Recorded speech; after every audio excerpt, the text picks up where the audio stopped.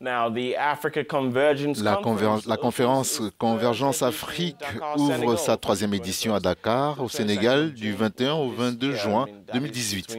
Les organisateurs affirment que le forum de 2 jours prendra la forme d'un débat multidimensionnel sous le thème Attractivité, transformation et émergence. Le trio gagnant pour l'exécution stratégique, elle fait suite au succès de sa deuxième édition qui s'est tenue à Casablanca en septembre 2017.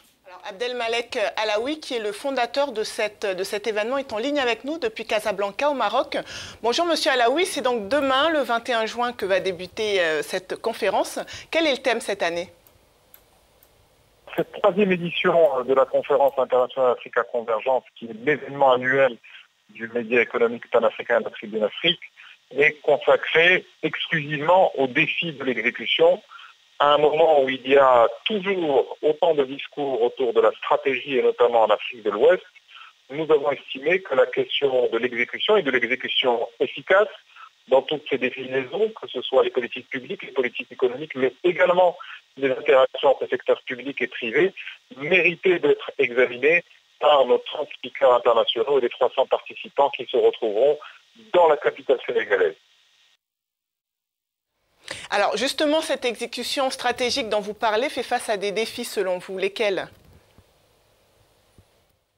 Très clairement, il y a une nature de frein à une exécution stratégique harmonieuse qui découle de la différence très importante qu'il y a entre les concepteurs de la stratégie et ceux chargés de l'exécution, qui sont souvent des groupes ou des groupes de personnes qui sont différentes. Alors sur le papier, on arrive à mettre en place, ça a été le cas de toute l'Afrique de l'Ouest, des stratégies sectorielles extrêmement ambitieuses, mais elles pêchent souvent par une manque de connaissance du terrain. Et donc pour nous, le frein le plus important n'est pas un frein ni en matière de financement ou de moyens, c'est d'abord un frein en matière de gouvernance et d'articulation harmonieuse entre conception de la stratégie et son exécution. Alors, dernière question, cette année, c'est la troisième édition d'Africa Convergence. Quel bilan est-ce que vous faites de son impact? Étant un événement qui permet d'abord aux acteurs issus du continent, on le mesure d'abord à travers la qualité des échanges et des débats et le taux de notoriété. Mais de manière extrêmement prosaïque, ce que je peux vous dire, c'est que 80% du job consiste à se rencontrer. Les acteurs qui font le développement de l'Afrique ouest africaine ne se rencontrent pas suffisamment. Et Africa Convergence, à ce titre, a permis à plusieurs villes, je citerai plusieurs personnalités qui étaient présentes lors d'Africa Convergence Casablanca et qui ont signé des contrats, si ce n'est durant la conférence, mais juste après.